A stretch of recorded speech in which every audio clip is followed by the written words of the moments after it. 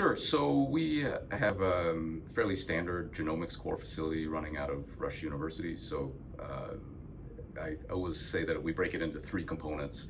So one is we have a big contract with the Chicago Department of Public Health. So we've been doing COVID whole genome sequencing since nearly the beginning of the pandemic, but have now moved on to other pathogens of interest for the city. That's the third. Then we have a big microbiome component. So we have both internal business, Chicagoland business, national business, and international investigators that are sending us samples for 16S amplicon sequencing, shotgun metagenomics, bacterial genomes, transcriptomes, this sort of thing. That's a really big component of the laboratory, about another third. And then the last third is kind of everything else that I would say.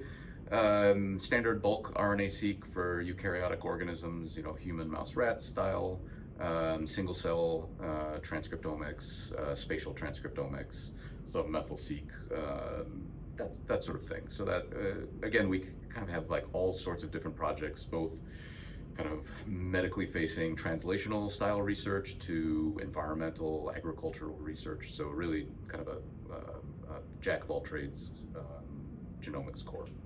The biggest draw for us was really for the microbiome component, where we do a lot of 16S amplicon sequencing.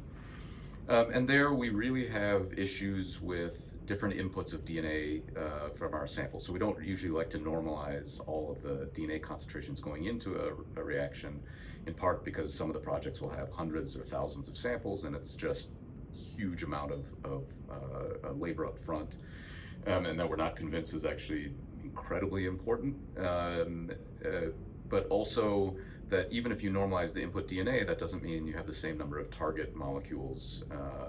Let's say if you're targeting 16S gene, just because you put 5 nanograms in one sample and 5 nanograms in another, doesn't mean you have the same number of 16S ribosomal RNA gene copies.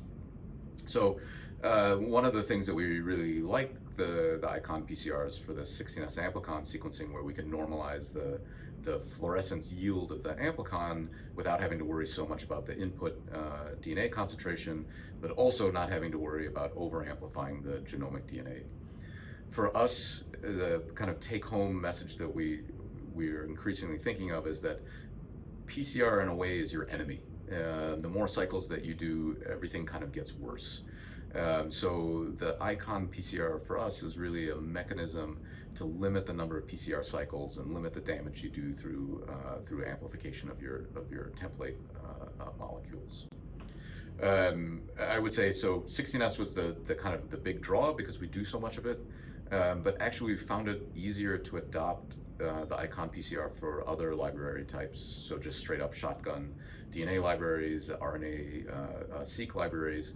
In part because the primer sets that you amplify with those are already designed for quantitative or real-time PCR. So the adoption is a little bit easier on the other those types of libraries, where when you're doing 16S amplicons, those primers are more defined by the appropriate regions in the ribosomal RNA gene and not really designed for quantitative PCR. So it needs more optimization.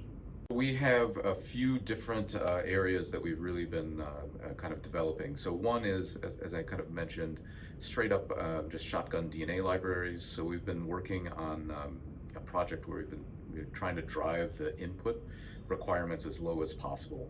So we have some NASA projects where we're looking at ultra low biomass clean room samples, so spacecraft assembly facilities. So it has a nice kind of excitement, but the issue there is that you're dealing with, low picogram or maybe even femtogram levels of DNA input because it's a clean room.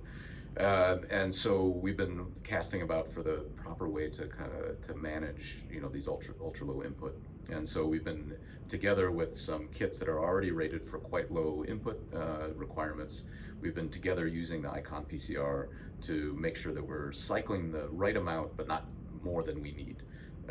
So, if we're doing ultra low input, we are going to have to cycle more than we would with higher inputs, but we don't want to overcycle.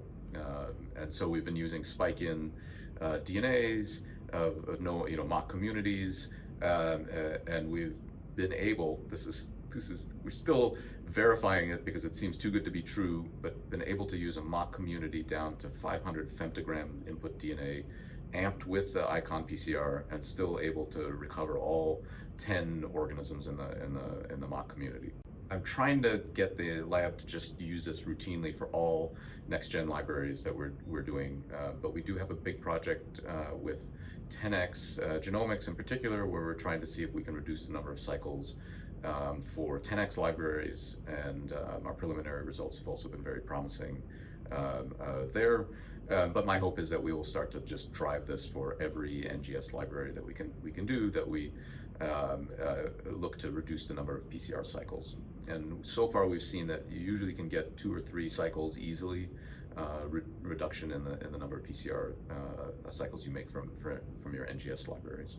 But depending on the kind of recommendations by the kits and how many samples you're pooling together, there may be more cycles to kind of squeeze out of it.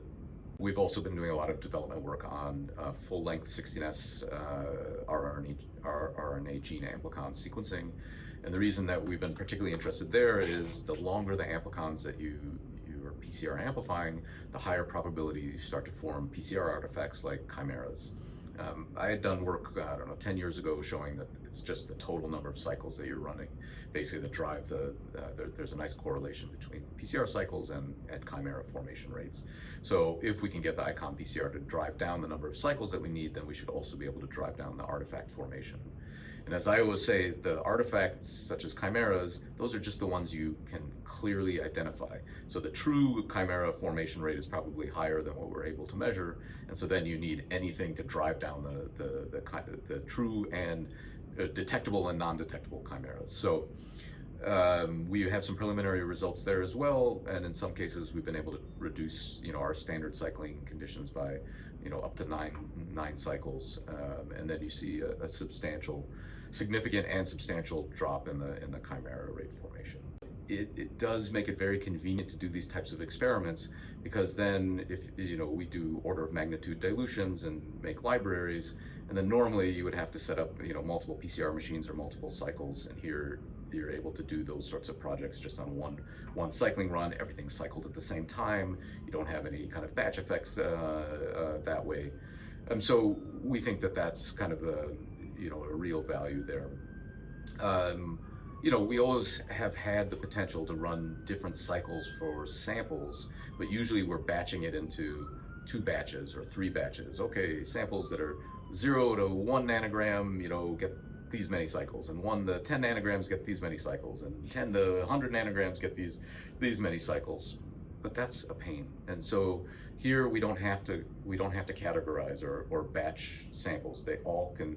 Library preparation can go the same way, and then you just cycle differently. And to be able to do that simultaneously, again, you save yourself batch effects, and you save yourself setup and kind of conceptual, like what's the cutoff that I use for batching. All of that can go away if you properly are deploying the iconPCR. I basically, at lab meeting yesterday, told everybody, okay, the time of not using iconPCR for your NGS libraries, where you're just amping with P5, P7 primers, that time is over. Spike in the cyber, everything else is exactly the same. And we're already trying to decide how many cycles to use. This can remove some of the decision making, and so I think we're going to see increasing adoption there. I think it's actually becoming more and more important as we have situations where we're both trying to drive the input requirements down as low as possible, and try to reduce the cost of everything, and also make the data analysis manageable. And so when you start to generate very low input libraries and you over amplify them, there was just a paper that came out in the JBT showing that it's that combination of low input and more cycles that drives a huge amount of PCR duplication, and so that you might have to throw away 50% or more of the sequence data, or a third to half of the sequence data if you're running it too low with too many cycles. And so I think it's going to be increasingly important to control the number of cycles to the absolute minimum it's like your input is what your input is. If like you can only get a nanogram of, DNA or RNA, that's what you have. You got to make a library. But to be able to drive the number of cycles down is something special, because normally when you have a big project, or you're using the recommendations of the library prep company, they're giving you the general recommendations to make sure that you have enough library to get onto the sequencer.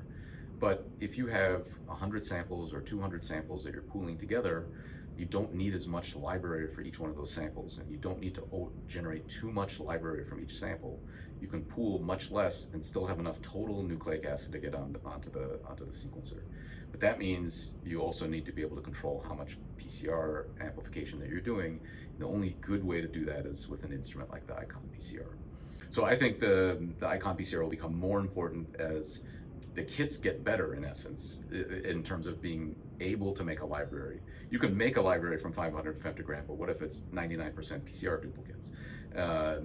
So we need to think about limiting, again, PCR is your enemy. The fewer the PCR cycles you can do. And so I think if you frame the iconPCR as, this is the instrument will allow you to do the fewest cycles for your application, that's the way to think about the instrument best. I think it's the same kind of concept. You're probably going to need to do more cycles anyhow, but you want to be able to, again, just get to just the bare minimum that you need for that library. And of course, if you've got some samples that are high quality and some samples that are low quality, that may need to amp differently, then that again helps you resolve that issue. You can still cycle everything on the same instrument after you've made the library, but if you have low or damaged DNA that doesn't actually make good quality libraries, you may need to amp more to get enough to get onto the sequencer. So that can help you. We're also starting to think more and more of using hybridization capture as a way to pull out, from low quality nucleic acids. For example, transcriptome sequencing, you can use a whole exome capture. But then you typically need quite a lot of DNA library to go into the capture. And so then again, you want to minimize the number of cycles to get just the right amount of DNA to go into the capture without going over, let's say.